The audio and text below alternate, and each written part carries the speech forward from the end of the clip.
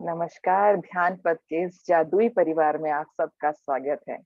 जादुई ऐसे कि यहाँ हम कहानियों द्वारा जीवन में जादुई परिवर्तन लाते हैं और ऐसे ही सुंदर कहानियों के साथ हमारे साथ रोज कोई एक जुड़ता है और इस श्रृंखला को आगे बढ़ाने में हमारी मदद करता है।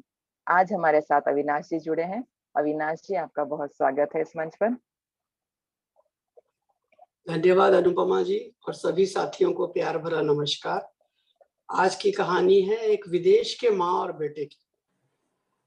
उसके बचपन में शायद वो दूसरी तीसरी में पढ़ता होगा, तो एक दिन स्कूल से आके माँ को कहता है कि माँ, मुझे स्कूल से निकाल दिया गया है और ये नोट दिया गया है कि ये अपनी माँ को ही देना और किसी को मत देना।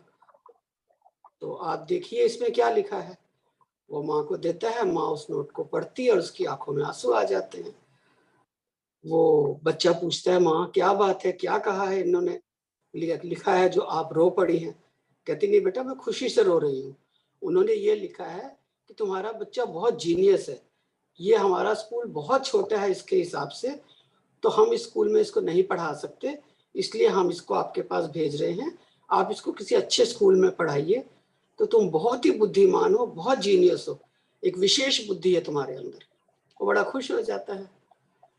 खैर टाइम बीतता जाता है, माँ उसको घर में ही रख के अपने पास पढ़ाती है।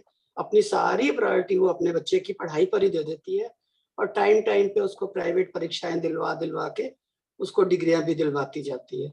समय बीतता जाता है, काफी साल हो जाते हैं और उसका मेहनत दोनों माँ बेटे की रंग लाती है।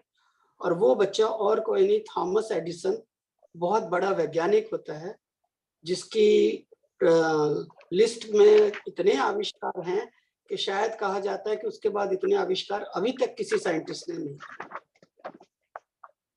युग टाइम बीतता गया, माँ बहुत खुश होती अपने बच्चे की प्रोग्रेस देख के, और इतना बड़ा वैज्ञानिक बन गया है, सब कुछ है।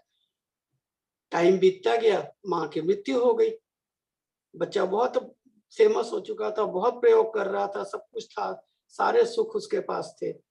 एक दिन वो अपनी माँ की अलमारी को वैसे ही खोलता है तो उसमें से वो लेटर निकलता है जो स्कूल में टीचर ने इसके हाथ भेजा था।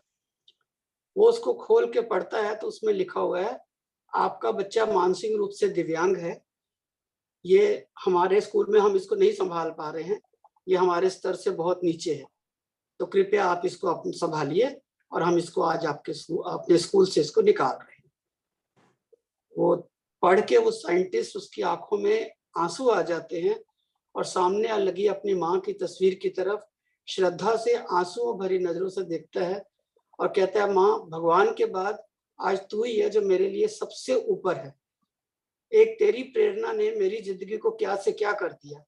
अगर उस समय कहीं ये अक्षर मेरे पास सामने आ जाते तो पता नहीं आज मैं क्या होता, कहाँ होता, होता भी कि नहीं मेरा वजूद। तो माँ तुझे प्रणाम, ऐसी माँ भगवान सबको दे।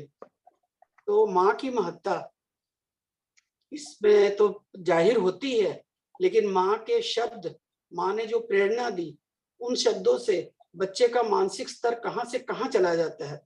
जैसे हम आजकल आमतौर पे होता है, जरा जरा सी बात के ऊपर बच्चों को डांट दिया जाता है, ये नहीं करना, ऐसे नहीं करना, वैसे नहीं करना, वहां नहीं जाना, पढ़ाई पे ध्यान दो, खेल को छोड़ दो, ये कर दो। मतलब कई चीज ऐसी कहा जाती है और कहते हैं कि बच्चे के बाल मन के ऊपर बहुत ज्यादा असर पड़ता है, डांट का भी और प्यार का भी और प्रेरणा का भी। तो अगर हम बच्चे की को देखते हुए उसको यही बातों को प्रेरणादायक रूप में प्यार से समझाएं, तो हमारा बच्चा पता नहीं क्या से क्या बन सकता है। तो शब्दों की महत्ता को हमें जानना चाहिए, समझना चाहिए और इसका फल देखना चाहिए, बहुत अच्छा होता है। धन्यवाद। बहुत बहुत धन्यवाद अविनाश जी, बहुत ही सुंदर। कितने सुंदरता से बताया शब्दों का महत्व। यदि उनकी थॉमस एडिसन की माता जी उनको एज इट इज सुना देती तो उनके कोमल मन पे उसका कितना बुरा प्रभाव पड़ता। वो उस चीज को सच मान लेते, जबकि उन्होंने उसको बिल्कुल सकारात्मकता में चेंज करके उनके उनको बताया कि तुम विलक्षण हो, एकदम अद्भुत बच्चे हो। और धीरे धीरे थॉमस एडिसन ने कितने चमत्कार, कितने आविष्कार करके हमारे जीवन को इतना सुंदर और सुगम बनाया। तो दोस्तों, इसी तरह से शब्दों के सकारात्मक और नकारात्मक प्रभाव हमारे जीवन में पड़ते हैं। तो सोच विचार के शब्दों का प्रयोग करें। एक बार ये जबान से निकल जाते हैं तो पुनः लौट कर नहीं आते। इसी तरह की सुंदर कहानियों के साथ आप हमारे साथ जुड़ें और इस कारवां को आगे बढ़ाने में हमारी मदद करें।